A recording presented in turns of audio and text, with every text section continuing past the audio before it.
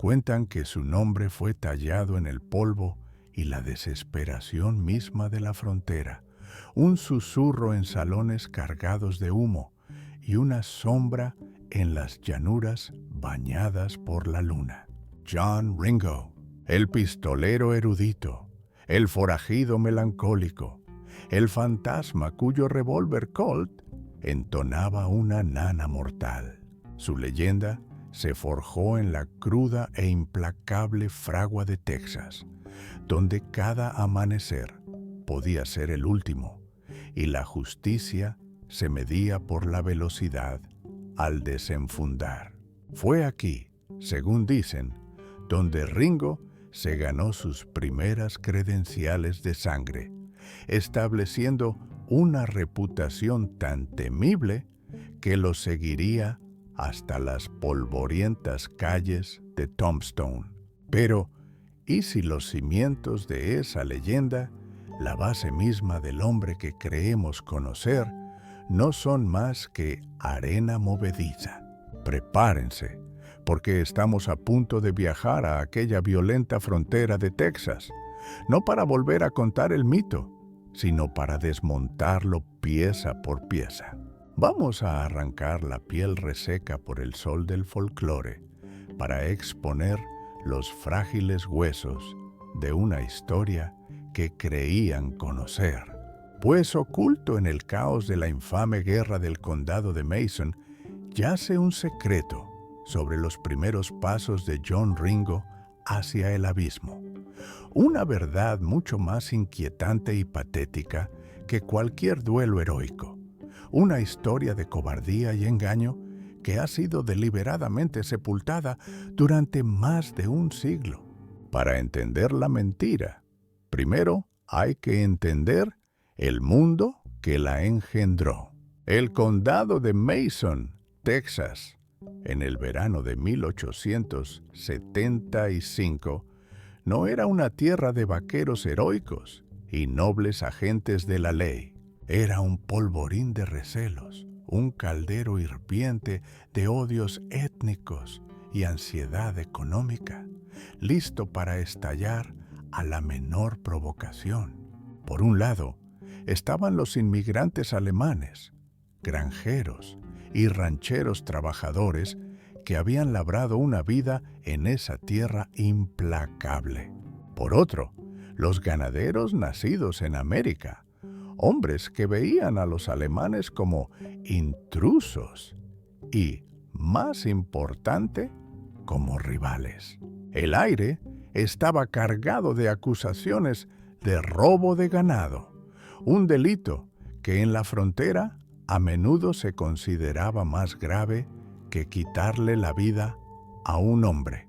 Este conflicto latente, una febrícula de paranoia y resentimiento, recibiría más tarde el nombre teatral de La Guerra Hoodoo, de la pluma de un novelista de a centavo. Pero en 1875 era solo una herida abierta y en carne viva en el corazón de Texas. La chispa que finalmente prendió la llama fue el sombrío suceso de un hombre llamado Tim Williamson, un ranchero americano. Fue arrestado por un ayudante de sheriff de origen alemán, John Worley, bajo sospecha de abigeato. Pero Williamson nunca llegó a ver el interior de un tribunal. Mientras era escoltado, fue apresado por una turba de alemanes furiosos y su vida fue trágicamente truncada. Este único evento envió una onda expansiva a través de la facción americana. Uno de los amigos más cercanos de Williamson era un antiguo ranger de Texas, llamado Scott Cooley. Sus contemporáneos lo describían como un hombre poseído por una serena intensidad, pero la pérdida de su amigo lo dejó hueco por dentro, sin nada más que una fría y ardiente necesidad de retribución. Cooley declaró su propia guerra privada. Su primer objetivo fue el ayudante Worley, el hombre que lo arrestó. 9 días antes del incidente en el rancho Bader, Cooley encontró a Worley, lo desarmó y lo envió a su descanso final con un único y calculado disparo. Fue un acto escalofriantemente personal, la primera anotación en un libro de cuentas de venganza que pensaba llenar. Esto nos devuelve a aquella tarde de agosto bañada por el sol y a la figura de Carl Charlie Bader trabajando en sus campos. El jinete que se acercó era, en efecto, Scott Cooley, todavía consumido por su solitaria misión. La familia Bader eran miembros prominentes de la comunidad alemana, y en la mente de Cooley, anegada por el dolor, eran cómplices, pero su furia, por muy potente que fuera, era imprecisa. Su verdadero objetivo era el hermano mayor de Carl, Peter, un hombre más directamente involucrado en las hostilidades locales. En un trágico giro del destino, fue el hermano menor, ajeno al conflicto, quien se interpuso en el camino de Cooley aquel día. No hubo un gran duelo, ni un cruce de palabras acaloradas. Solo estaba el frío propósito de Cooley y el eco final del disparo de su revólver. El suceso fue rápido, brutal y profundamente personal. Era el segundo acto de una obra de venganza de un solo hombre. Entonces, ¿dónde encaja John Ringo en esta historia de duelo privado y violencia pública? Cronistas posteriores, ansiosos por añadir un nombre de gran calibre a la lista del reparto, simplemente lo incluyeron en la escena. La historia resultaba mejor así. La imagen del temible Scott Cooley, cabalgando junto al que pronto sería el infame John Ringo, era poderosa. La unión de dos estrellas oscuras. Así es como nacen los mitos. Un narrador toma una verdad simple y fea y la adorna con una ficción más atractiva. La leyenda, impresa y reimpresa, acabó por solidificarse en lo que muchos aceptaron como un hecho. John Ringo, el letal pistolero, se inició cabalgando junto al vengador del condado de Mason. Era un comienzo perfecto y cinematográfico para una carrera empapada de violencia. Un comienzo perfecto y una completa invención. El historiador David Johnson, en su exhaustiva biografía de Ringo, examinó con lupa este mito fundacional. Escarbó en los archivos polvorientos y quebradizos, los registros judiciales y las crónicas de los periódicos de 1875. Buscó cualquier mención, cualquier susurro de la presencia de John Ringo en el rancho Bader. No encontró nada. Ni un solo informe creíble y de primera mano sitúa a Ringo allí. Su nombre simplemente está ausente. Un fantasma añadido a la historia años más tarde. Es más, Johnson duda que Ringo y Scott Cooley se hubieran siquiera conocido por aquel entonces. Eran dos tormentas distintas, formándose en horizontes diferentes, cuyos caminos aún no estaban destinados a cruzarse. Más tarde unirían sus fuerzas, creando un dúo verdaderamente formidable. Pero en agosto de 1875, la evidencia de su alianza es inexistente. La idea de que Ringo fue el socio silencioso de Cooley en esta sombría tarea es una fantasía histórica. El fin de Charlie Bader no fue la primera muesca en el revólver de John Ringo. Ese momento aún estaba por llegar, y cuando lo hizo, sería una escena no de legendaria bravura, sino de una crueldad patética y calculada que definiría al hombre real mucho más de lo que el mito jamás podría. La verdadera historia del bautismo de violencia de John Ringo es mucho menos glamurosa e infinitamente más perturbadora. Es un relato despojado de cualquier ideal romántico del código de la frontera, que revela una oscuridad que las leyendas convenientemente ignoran. Para encontrar la verdad, debemos avanzar un mes en el tiempo, hasta el 25 de septiembre de 1875. Para entonces, la guerra del condado de Mason había pasado de un fuego latente a un auténtico infierno.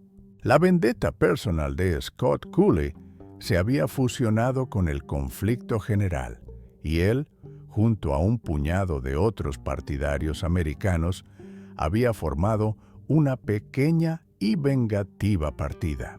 Fue en este punto cuando John Ringo finalmente entró en la refriega. Ya no era un fantasma del folclore, sino un participante de carne y hueso que había tomado partido oficialmente en la sangrienta contienda. Su lealtad estaba con la facción americana y su objetivo, junto con el de Cooley, se había fijado en un hombre llamado Jim Chaney. Jim Chaney no era un blanco cualquiera.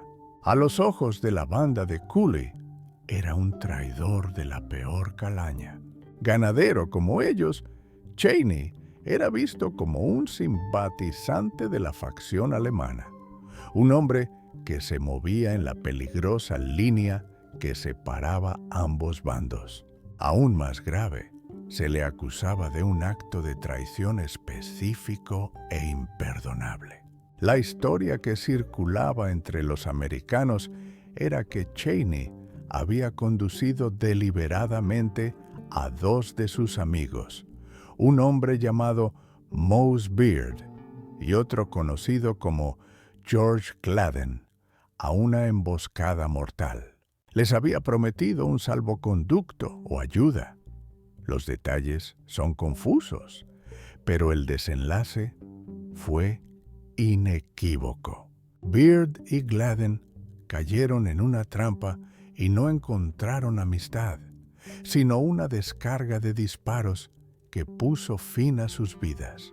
Para Ringo y sus nuevos confederados, esto no era solo un acto de guerra, era una ofensa personal, una violación de la confianza que exigía una respuesta final y brutal. Jim Chaney era un hombre marcado, su destino sellado por la lógica implacable de la contienda. Aquella mañana de finales de septiembre, John Ringo y otro hombre, identificado en los registros solo como Williams, partieron con un único propósito. Eran los instrumentos designados para la venganza.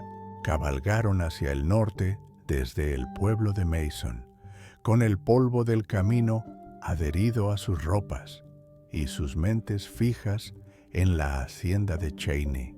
Cuando llegaron, la escena que encontraron fue de una tranquilidad doméstica profunda, casi surrealista.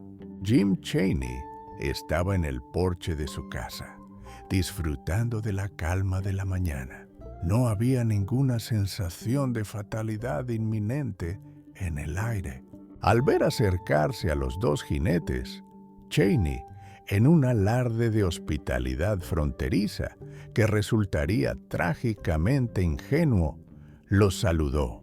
No los vio como verdugos, los vio como compañeros de viaje, quizás vecinos. Los invitó a desmontar y a unirse a él para desayunar. Este momento es el eje sobre el que gira toda la narrativa del carácter de John Ringo. No se enfrentaba a un hombre con un arma en la mano. No participaba en un duelo al sol en una polvorienta calle principal. Su futura víctima le estaba ofreciendo una comida. Chaney, ajeno al frío propósito en sus ojos, se dispuso a prepararse para la comida. Se acercó a una palangana en el porche, un elemento común en cualquier hogar de la frontera. Vertió agua de una jarra, cuyo sonido debió ser un suave murmullo en la quietud matutina. Se lavó la cara y las manos, un acto simple y mundano para prepararse a compartir el pan con sus invitados. Entonces, cogió una toalla, mientras se la llevaba al rostro, cubriéndose los ojos y quedando completamente ciego e indefenso, el mundo estalló. En ese instante de vulnerabilidad absoluta, John Ringo y su cómplice, Williams, desenfundaron sus revólveres. No hubo honor, no hubo desafío. Solo hubo un acto calculado y depredador. Abrieron fuego sobre el hombre desprevenido. Los disparos rasgaron la calma de la mañana, una violenta intrusión en una escena de paz. Chaney cayó, probablemente con la toalla aún aferrada en su mano, su ofrecimiento de hospitalidad pagado con una andanada mortal. Esta fue la realidad del primer crimen confirmado de John Ringo. No fue el acto de un legendario pistolero poniendo a prueba su temple contra un digno adversario. Fue la emboscada y eliminación de un hombre indefenso que tenía la cara cubierta. Fue una ejecución, simple y llanamente, desprovista de cualquier pretensión de lucha justa. Este único y sórdido suceso revela más sobre la verdadera naturaleza de John Ringo que 100 relatos adornados sobre sus proezas en Arizona.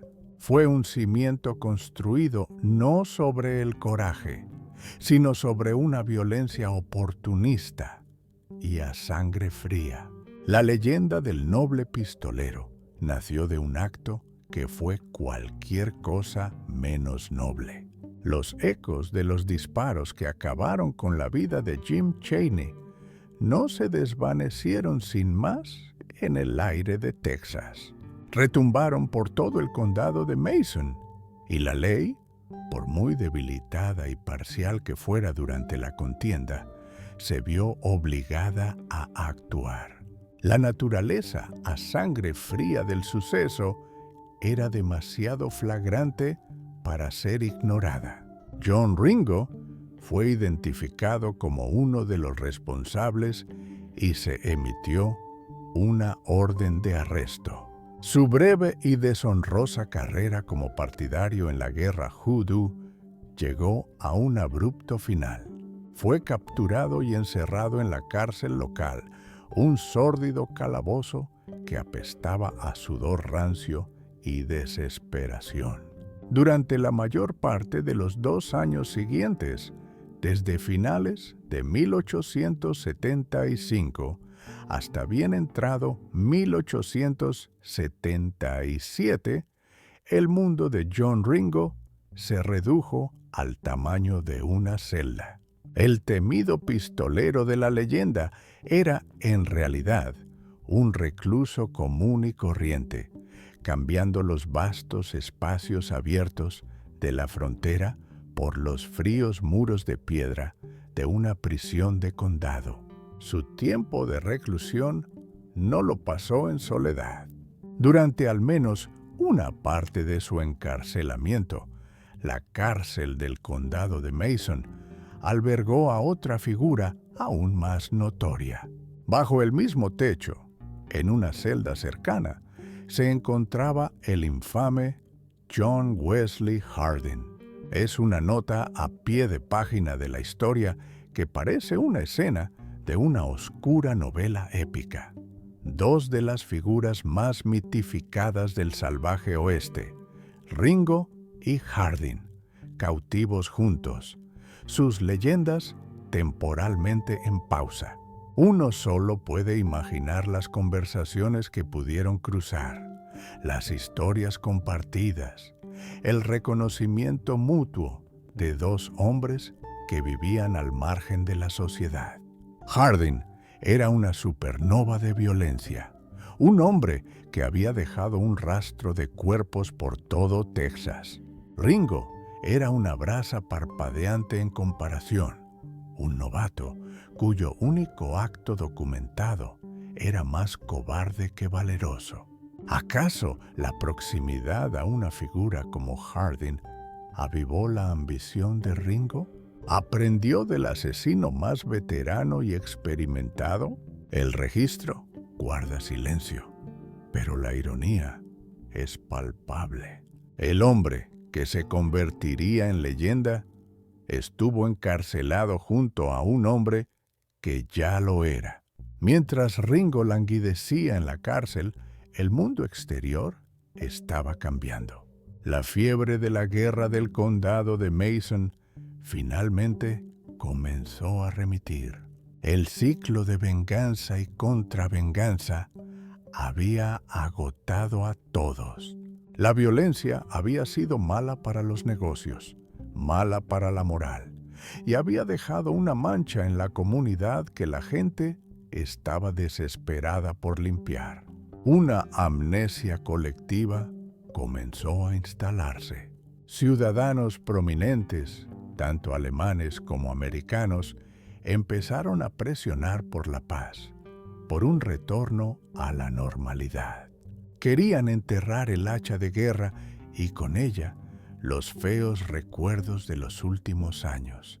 Procesar a hombres como John Ringo significaba reabrir viejas heridas, obligar a la gente a testificar, a revivir las traiciones y el derramamiento de sangre. El apetito de justicia estaba siendo rápidamente reemplazado por un anhelo de olvido. La guerra, a todos los efectos, había terminado y sus cabos sueltos se estaban convirtiendo en un inconveniente. Entonces, en un giro de los acontecimientos que parece casi demasiado conveniente para ser verdad, el destino intervino a favor de Ringo. En 1877 se desató un incendio en el Palacio de Justicia del Condado de Mason. Las llamas consumieron el edificio y, con él, consumieron las pruebas. Los registros oficiales, las declaraciones juradas, los testimonios de los testigos y las acusaciones relacionadas con la guerra Hoodoo, incluida la mayor parte del expediente contra John Ringo por el caso de Jim Chaney, quedaron reducidos a cenizas. Fue un bautismo de fuego, una purga histórica que hizo borrón y cuenta nueva. ¿Fue un incendio provocado? Muchos historiadores así lo sospechan. Un fuego deliberado habría sido el acto final perfecto para asegurar que la guerra y sus protagonistas fueran enterrados para siempre. No hay pruebas, por supuesto, solo el persistente olor a sospecha. Pero para John Ringo, la causa era irrelevante. El resultado fue un milagro. Con la principal prueba en su contra desaparecida, el caso se desmoronó. La voluntad política para seguir adelante ya se había evaporado. Y ahora la prueba física también se había esfumado. En mayo de 1878, los cargos contra John Ringo fueron desestimados sin ceremonia. Después de casi 2 años de reclusión, era un hombre libre. Había caminado hasta el borde del abismo. Había mirado hacia abajo y había sido rescatado por una combinación de hartazgo público y un incendio muy oportuno. Se había enfrentado a la justicia por su crimen y por pura suerte había escapado. Permaneció en Texas por un corto tiempo, pero el lugar estaba manchado de malos recuerdos y una reputación de la que probablemente quería deshacerse. Puso sus ojos en el oeste, hacia una nueva frontera, un lugar donde un hombre podía reinventarse, donde su pasado podía ser reescrito. Partió hacia el territorio de Arizona, una tierra de minas de plata y ciudades en auge. Dejó atrás la sórdida realidad de sus crímenes en Texas y cabalgó hacia el lienzo en blanco sobre el cual él y otros pintarían su leyenda. Y así, aquel hombre cabalgó fuera de Texas, dejando atrás las cenizas de un juzgado y el fantasma de un hombre al que había despachado de la forma más deshonrosa imaginable. Cabalgó hacia el oeste, hacia el calor titilante del territorio de Arizona, una tierra fértil para nuevos comienzos y grandes relatos. Fue aquí, en las ciudades en auge, ricas en plata como Tombstone y sus alrededores, donde la leyenda de John Ringo se forjaría de verdad. El hombre que llegó era una pizarra en blanco. Era callado, culto para ser un hombre de la frontera, y poseía un aire melancólico que la gente confundía con una peligrosa profundidad. Llevaba un revólver Colt y un pasado que nadie podía verificar. En este vacío de información, la máquina de crear mitos del oeste vertió sus ingredientes más potentes. Se convirtió en el pistolero erudito, el rey de los cowboys, un forajido con alma de poeta. Este es el John Ringo del imaginario popular, el inmortalizado en libros y en la pantalla. Es el sombrío antagonista de Wyatt Earp y Doc Holliday, su igual en temple y habilidad. Una sombra oscura que imponía respeto a través de una destreza temible, casi sobrenatural, con el arma. Su nombre se convirtió en sinónimo de los duelos de alto riesgo y los enfrentamientos callejeros mortales que definieron la época. Su tiempo en Texas, cuando se mencionaba, se presentaba como un aprendizaje brutal, un período en el que perfeccionó sus habilidades y acumuló un número de víctimas que servía como su sangriento currículum. Esta leyenda nos habla de un hombre que fue uno de los pistoleros más letales del oeste, un hombre que despachó a numerosos enemigos con un desenfunde rápido y una puntería infalible. Es una historia poderosa, cautivadora e infinitamente fascinante. Y es un gran engaño, construido sobre cimientos no de roca, sino de polvo, mentiras y un único y patético acto de traición. La verdad, como hemos visto, no guarda ningún parecido con este retrato heroico. Sus célebres hazañas en Texas simplemente no ocurrieron de esa manera. El primer y dramático crimen que se le atribuye, el suceso del rancho Bader, fue un drama en el que ni siquiera participaba. Fue un fantasma insertado retroactivamente en la narrativa por cronistas posteriores que ansiaban una historia más sensacionalista. No cabalgó con Scott Cooley en su búsqueda de venganza personal. Era una nota a pie de página esperando ser escrita. La leyenda no nació, fue fabricada, hilvanada con rumores y la necesidad de un villano más grande. Y el único acto de violencia que podemos atribuirle sin lugar a dudas, la fuente de toda su reputación, fue un momento desprovisto de cualquier valor, habilidad u honor.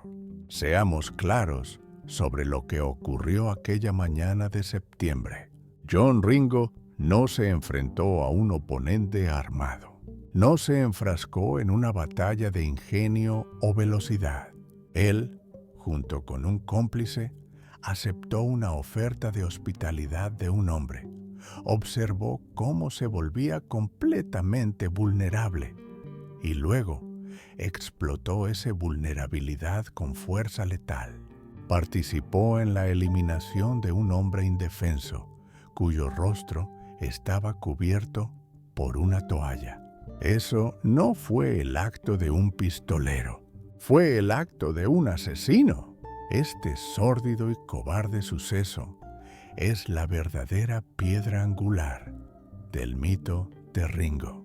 Todo lo que vino después, los susurros en Tombstone, el miedo en los ojos de sus rivales, la reputación que creció a su alrededor como una enredadera espinosa, se nutrió de este único y sucio secreto. Aprendió una valiosa lección en Texas. No tenías que ser el más rápido, solo tenías que estar dispuesto a hacer lo que los hombres de honor no harían. ¿Cómo, entonces, una figura tan hueca se convirtió en un icono? Llegó a Arizona como un hombre sin historia verificable, gracias a un conveniente incendio en un juzgado. Su naturaleza callada y melancólica permitió que otros proyectaran sobre él sus propios miedos y nociones románticas. En un mundo de hombres ruidosos y jactanciosos, su silencio fue malinterpretado como una amenaza. La leyenda creció porque era útil para sus enemigos, que podían presumir de enfrentarse a un adversario temible, y útil para los narradores, que necesitaban arquetipos para vender sus historias. El propio Ringo hizo poco por disipar los mitos, probablemente comprendiendo que una reputación temible era una forma de armadura, un escudo que mantenía a raya a la mayoría de los rivales, sin tener que disparar un solo tiro. Se convirtió en la encarnación viviente de una poderosa verdad de la frontera. La sombra del revólver es a menudo más poderosa que el revólver mismo. Hay un viejo dicho, hecho famoso por los westerns, que tanto distorsionaron esta historia. Cuando la leyenda se convierte en hecho, imprime la leyenda. Quizás ninguna vida en los anales del oeste americano personifique esa cínica sabiduría tan perfectamente como la de John Ringo. Toda su identidad pública fue una ficción, una narrativa cuidadosamente construida sobre los feos e inconvenientes hechos de sus actos reales. La figura que creemos conocer es un fantasma, un personaje creado por la imaginación colectiva de una frontera que prefería que sus monstruos fueran grandiosos y sus historias simples. El hombre real era algo mucho más común y quizás mucho más escalofriante. Un hombre que construyó un legado sobre un único acto de violencia cobarde y el silencio que le siguió.